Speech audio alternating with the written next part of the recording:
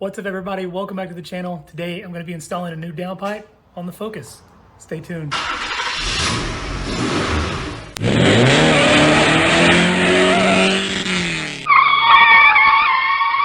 So we have this new downpipe from Cobb. The car, when I bought it, already had a full Cobb catback exhaust. So I went ahead and bought this Cobb downpipe to make it a full Cobb turbo back.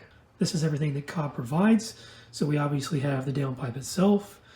They gave me a Cobb license plate bracket, some bolts, nuts, and a new gasket for where the downpipe meets the midpipe, some stickers, and a couple of cards. The first thing I'm going to have to remove is this little centerpiece right here.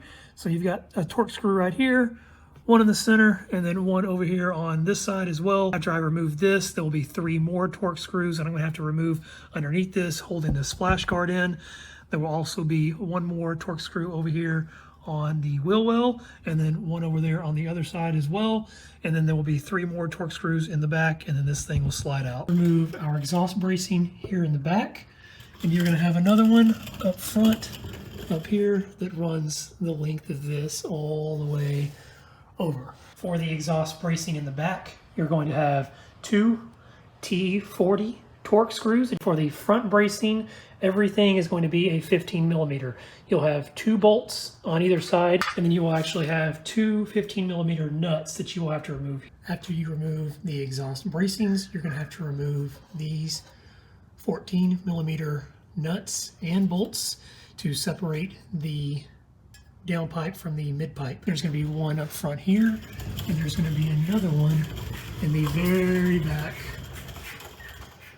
here as well. After you remove the back connection for the midpipe here, you're going to have one exhaust hanger bracket, and all you have to do is just slide it that direction over there, and it will come out of there.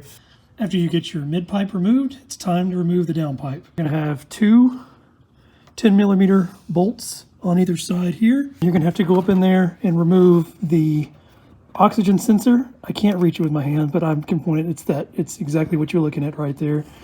And then after that, you're going to have to remove these 2 bolts right here, or these 2 nuts right here.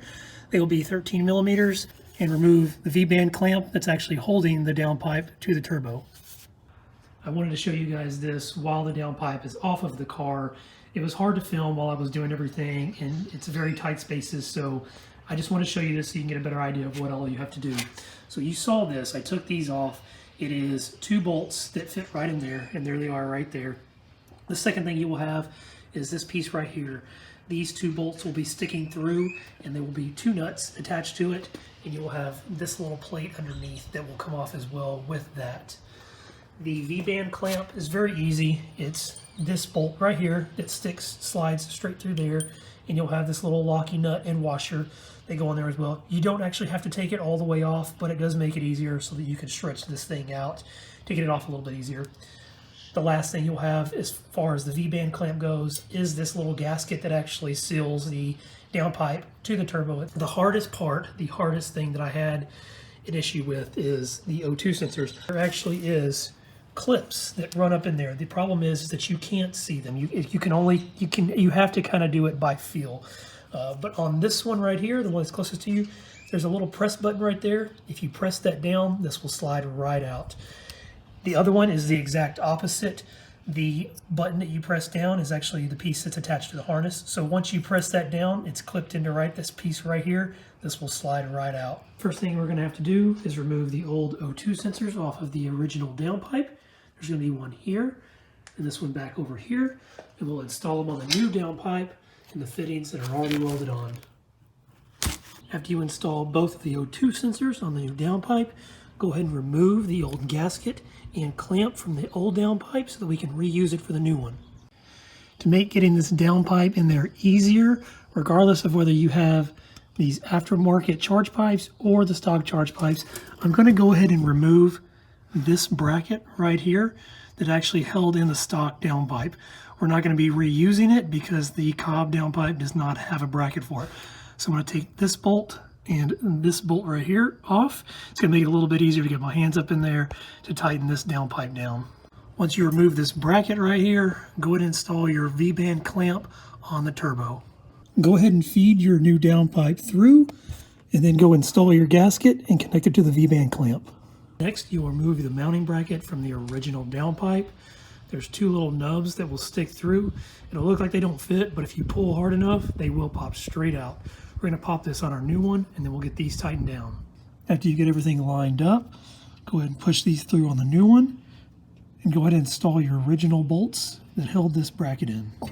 After you get your bracket tightened down and your V-band clamp tight up top, go ahead and reinstall your plugs for your O2 sensors. After you have your downpipe mounted up, it's time to install the mid-pipe. So go ahead and install this hanger first, then we'll get our two ends bolted up.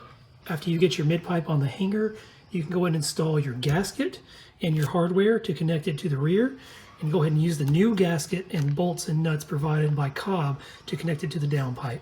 Downpipe is fully installed, so I'm going to set up the tripod and I'll give you guys a nice little cold start to see what it sounds like.